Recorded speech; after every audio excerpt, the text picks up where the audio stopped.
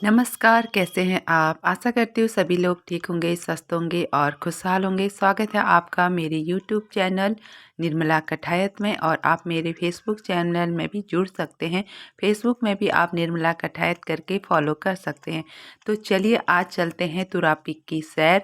तुरा peak जाने के लिए तुरा हम गए हुए थे, पर सोचा नहीं था कि हम तुरा पीक जाएंगे।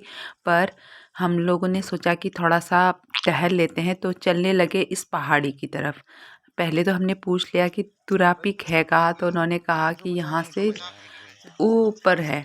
तो हमने सोचा थोड़ी दूर होगा, स्कूटी नीचे रखी और चलने लगे। पर चलते चलते थोड़ा सा सर्च भी किया ही था मैंने पहले से ही, पता ही था कि 4 से 5 किलोमीटर ऊपर सीधा चलना पड़ता है।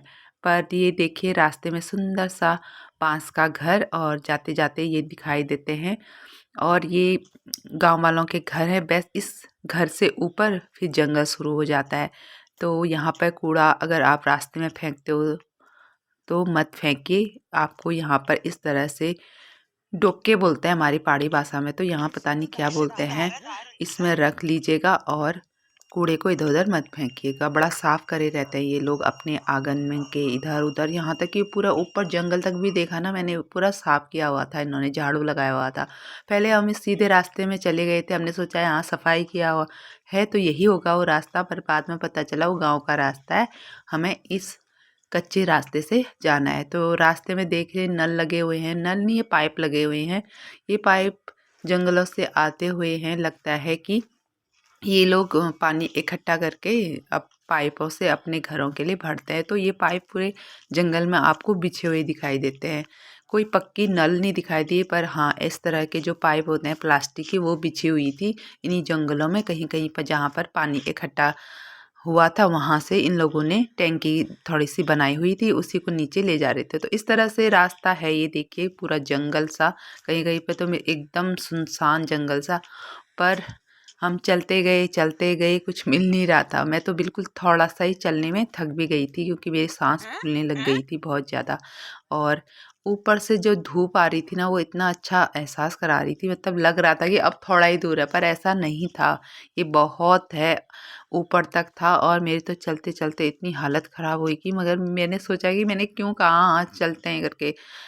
ऐसा लग रहा था क्यों कहा होगा मैंने कि हाँ चलते हैं, कितना दूर होगा चल ही लेंगे। और इस तरह से झाड़ियाँ कहीं कहीं पर बिल्कुल ऐसी दिखाई दे रही थी। और ये देखिए पूरा तुरा है।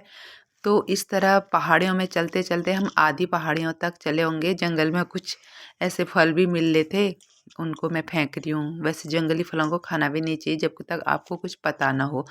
तो चलते चलते इस तरह से कहीं पर अच्छे रास्ते आ रहे थे, कहीं पर इतना मतलब ख़राब रास्ता आ रहा था कि मेरे को चलना भी मुश्किल हो रहा था। वैसे मैं भी पहाड़ों की हूँ, चलती हूँ, पर इतने सालों तक हम चले नहीं हैं, बिल्कुल भी नहीं चले हैं। तो यहाँ पर परेशानी आती है और मेरे को बहुत ज़्यादा परेशानी आ गई थी।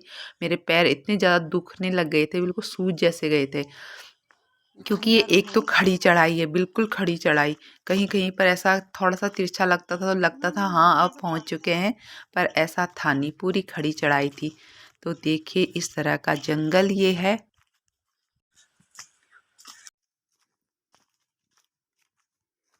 इन जंगलों में कितने पुराने पुराने पेड़ भी हैं, और ये लकड़ियाँ कटी हैं, मतलब यहाँ पर लोग आते हैं लकड़ियाँ काट के रखे रहते हैं और लेके जाते हैं। हमें लोग मिले भी थे जो यहाँ पर लकड़ियाँ काट के लेके जा रहे थे। उन्होंने कहा कि थोड़ा ऊपर है वैसे तो, पर मेरी चलने की चाल की वजह से हम लोग यहाँ तक नहीं पहुँच पाए। मैं रास्ते से ही वापस हो गई।